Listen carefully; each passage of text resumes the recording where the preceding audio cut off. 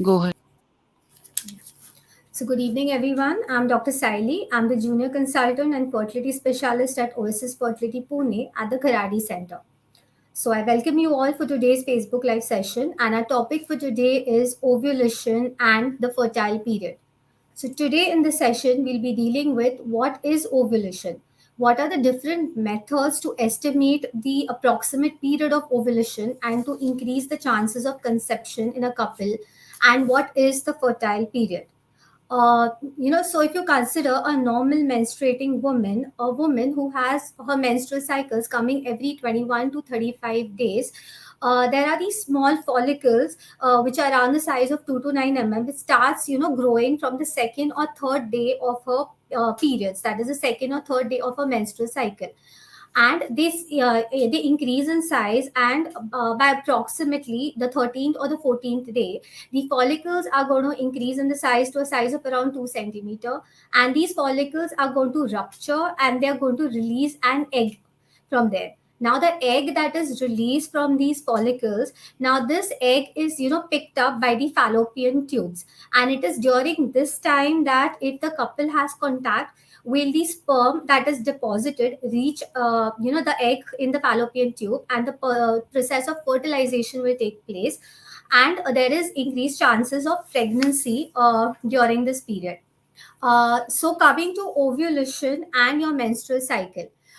So the process of ovulation begins ideally from the second or the third day of the menstrual cycle. We have this hormone which is released from the brain, that is the hypothalamus, that is the gonadotropin releasing hormone. Now this hormone will cause the release of the hormones FSH and LH from the pituitary gland. Now, the FSH causes the growth of the follicles ideally from the 6th to the 14th day of the cycle. And the LH will act at the final stage after the growth of the follicle. The LH is going to result in releasing the egg from the follicle, as well as increasing the maturity of the egg that is released from the follicle.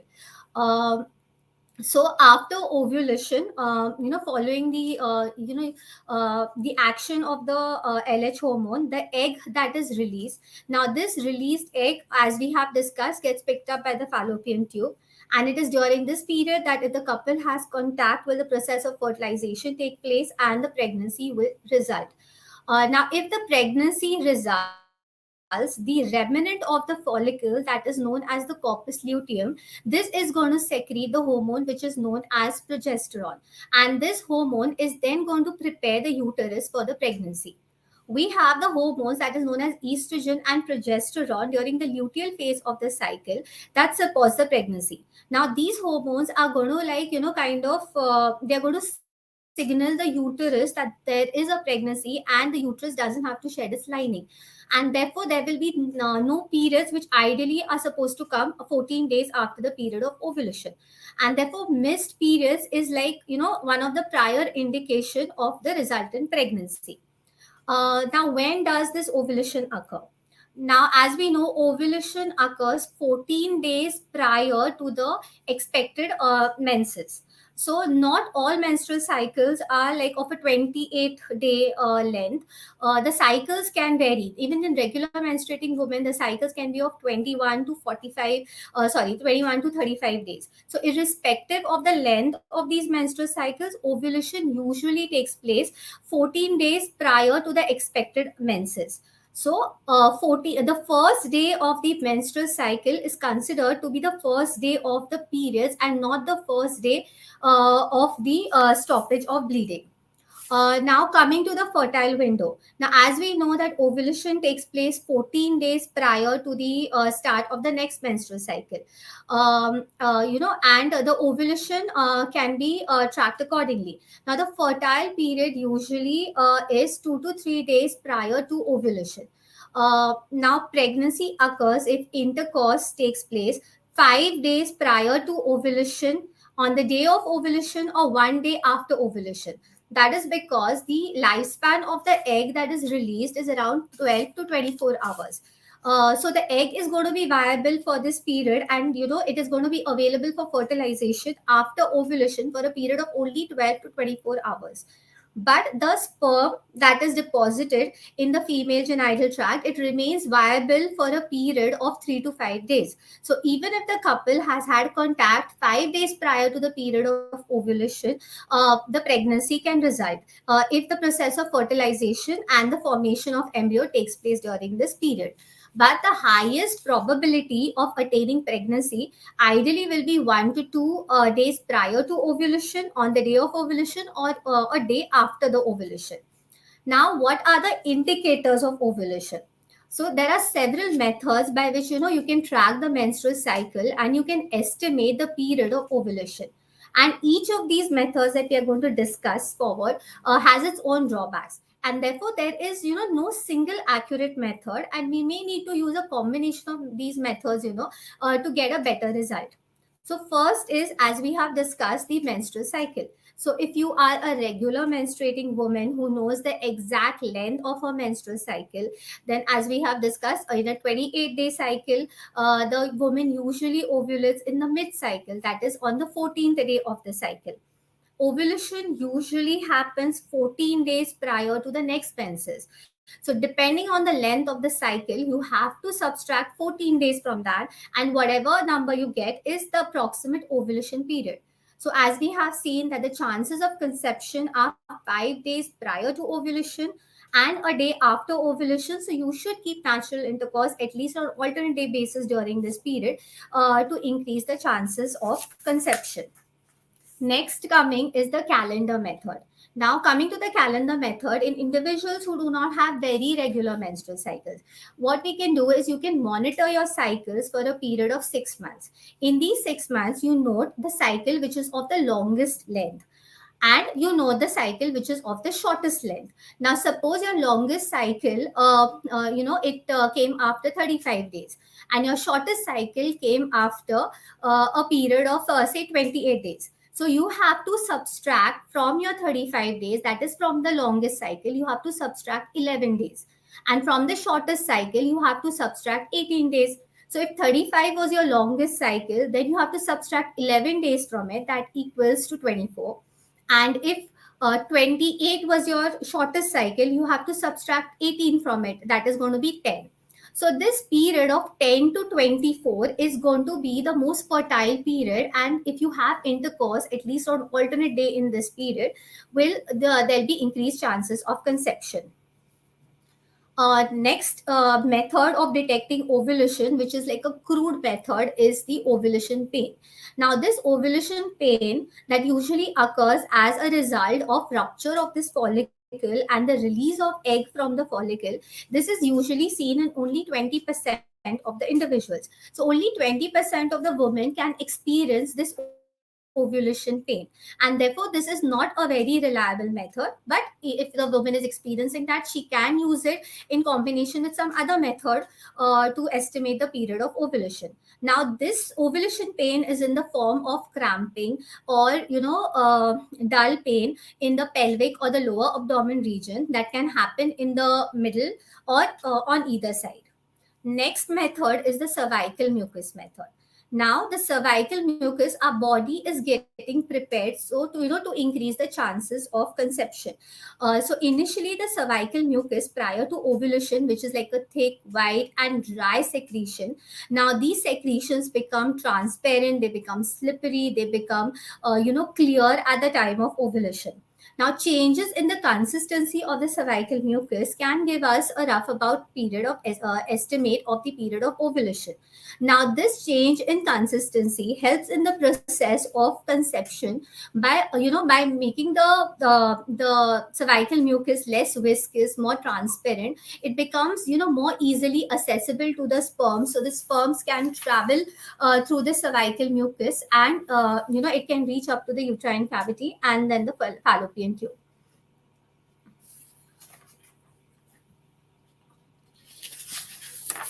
Okay, then your next method will be the basal body temperature. Now, approximately around the time of ovulation, there is an increase in body temperature by 0.5 to 1 degree centigrade. Now, this method comes with its own drawbacks. It's like a crude method and it cannot be very much relied on. This method requires a woman to have a thermometer by her bedside and to record the temperature, immediately after getting up in the morning, before, using the toilet, before having anything to eat or drink, before doing anything, she has to measure the temperature. The results of, the change in the temperature and the period in her cycle when this temperature is elevated needs to be recorded for several months. Then only she can get an estimated duration in which her ovulation is occurring, means her body temperature is increasing, and that can be like an indication of ovulation. So this basal body temperature method cannot be much reliably used. Next comes our ovulation kit, or what we all know them as the LH kits. Now, these measure the LH surge. Now, as we have seen that the FSH hormone causes the growth of the follicles, and the LH hormone 36 hours prior to ovulation, there is a rise in this LH hormone level, that is the LH surge. This causes the final maturity of the egg, the release of the egg from the follicle. And this rise in the LH hormone level is measured by these LH kits, or the ovulation kits. Now, the kit is like, now this is similar to a urine pregnancy test. Now, it has two lines, the control and the test line. And if both of them, they are, if both the lines are present, this indicates that the LH surge has occurred. And as we know that the LH surge takes place around 36 hours prior to ovulation. So this indicates that the woman is likely to ovulate in this period prior to 36 hours. And therefore, they can have intercourse during this period, and it can increase the chances of their conception. Now, there are various modifications also available of these kits. We have these kits that can be connected to the cell phone, and by using the buccal mucosa secretions or the vaginal secretions, they can give us a rough about estimate of the ovulation period. And the most diagnostic method, which will visually show us that the follicle is rupturing and releasing the egg and the ovulation process is taking place, is the USG, this follicular monitoring by a transvaginal sonography.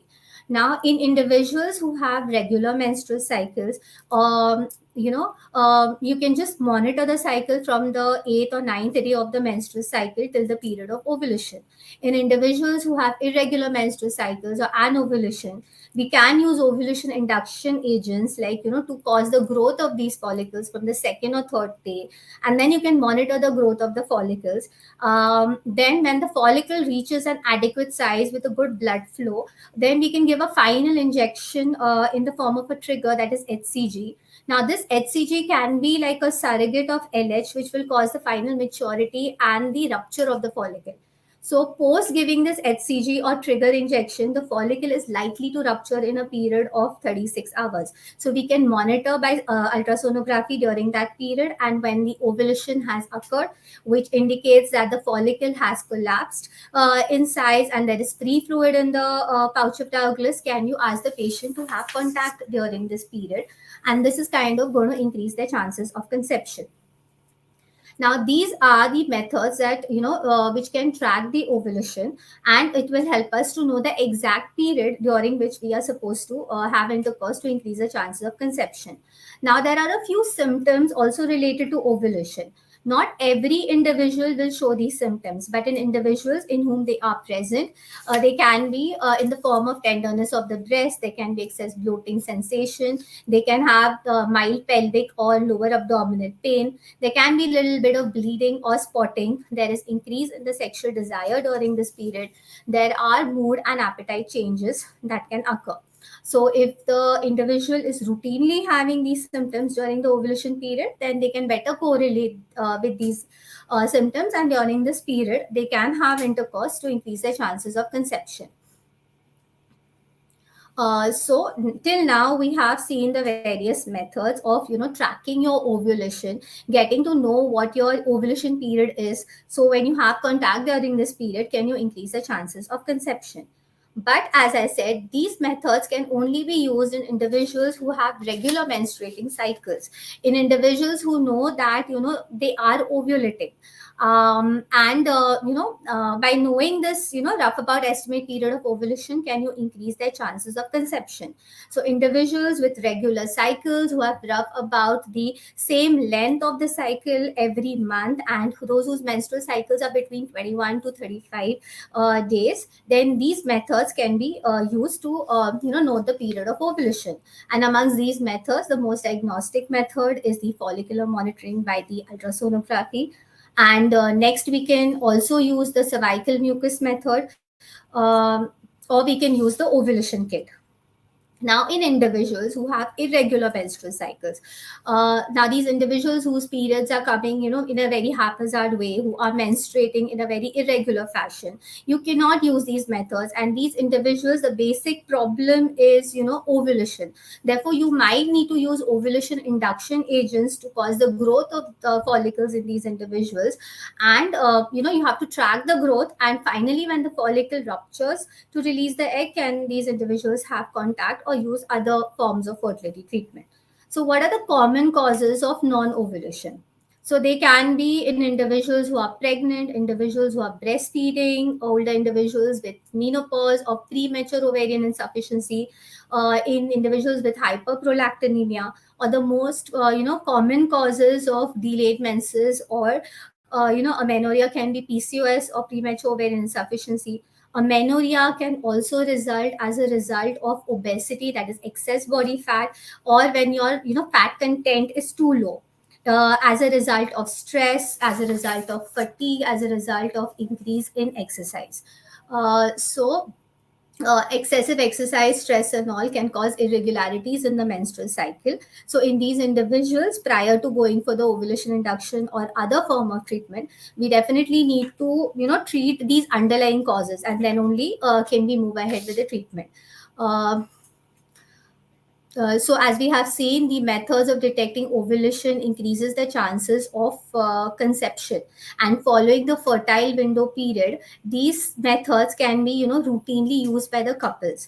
But however, if a couple with regular menstrual cycle, if they're using these methods of ovulation detection, and if they're not able to conceive in a period or span of 1 year, or if they are having any abnormalities in their investigations, like if they're having abnormal semen parameters, or if they're having a low ovarian reserve, or they are having other problems that can interfere with the fertility, or individuals with irregular menstrual cycles, especially individuals with PCOS who need ovulation induction for the growth of the follicles, then these individuals definitely need to visit a fertility specialist so they can guide you. And after proper investigation and proper evaluation, likewise treatment can be given to these individuals. So individuals who have like irregular menstrual cycles and who have all other lab investigations or evaluation within the normal limits, then these individuals, like in patients who are having PCOS, what they really require is ovulation induction. So we can use ovulation induction agents in the form of oral agents like letrozole, or we can use the hormonal gonadotropin injections. If there is no response to the oral agents, we can do follicular monitoring, track the ovulation in these individuals, and ask them for a natural intercourse during this period. So this is all that I have from my side as of now. I hope this session has helped you to improve your knowledge of ovulation better, and so that you can use these methods to track your ovulation, have intercourse during this period, and increase the chances of conception. And definitely, I hope this session has even helped you to understand that there is a time limit till which we should try naturally without any fear. But after that, if you're not able to conceive, or if there are other problems, you should definitely visit the fertility specialist and take the likely treatment. So thank you. This is all that I have from my side. Let us see if we have some questions coming over from our viewers.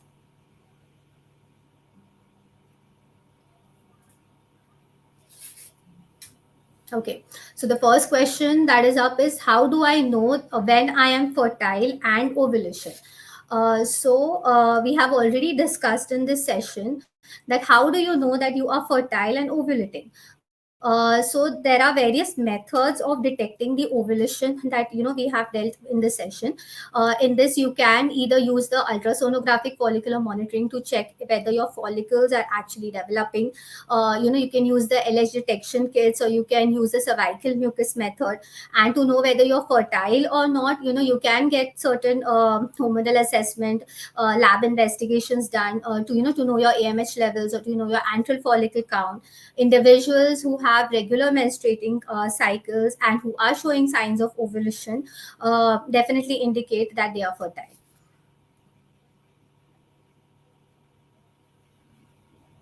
What is the fertile period or the ovulation period? So the ovulation period kind of varies for every individual depending upon the length of the menstrual cycle. So ideally 14 days prior to the next menstrual, expected menses is going to be your ovulation period.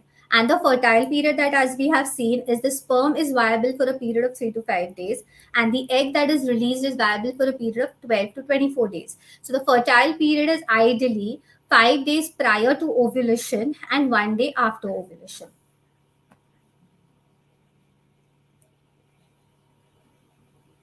Okay, so the next question is, how many hours does ovulation last?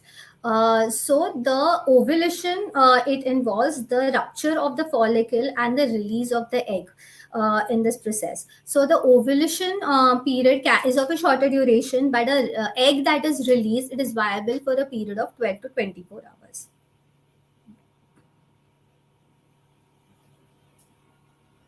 Okay. So the next question is, what are the signs of ovulation? So as we have seen that some individuals, they experience ovulation or the mid-cycle pain. So in individuals who experience this pain, this can be one of the signs of ovulation. The other signs of ovulation is, you can get these the kits, the test LH surge detected on the kit, and if there is a rise in LH hormone level, this indicates that the ovulation has occurred. There can be little bit of bleeding also during the ovulation period. Or when we are doing the ultrasonographic monitoring, ovulation indicates that the follicle has collapsed in size and it has released the fluid outside. So there's collection of the fluid in the pouch of the ovulus during this period.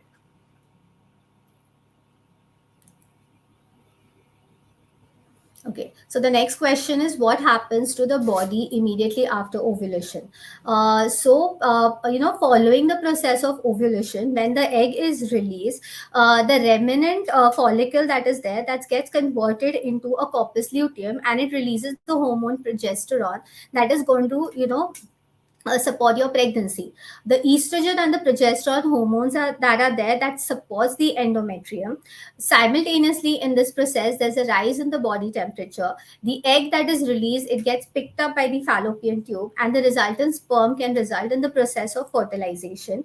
And the body goes into the phases where your uterus is ready for the process of pregnancy, for the process of like the in the tubes, the fertilization process, the formation of embryo, and then subsequently preparing the uterus for the process of implantation. All these features are going ahead.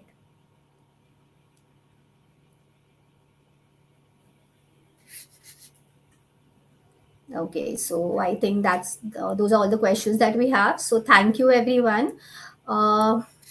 So if you have any queries relating to this session today, if you have any doubts, or if you need any help, you can dial the helpline number that is given below, or you can reach physically at any of our two centers, that is Oasis Fertility, Kaspete Vasti at Vakad, or Arisa Avenue at Kharadi.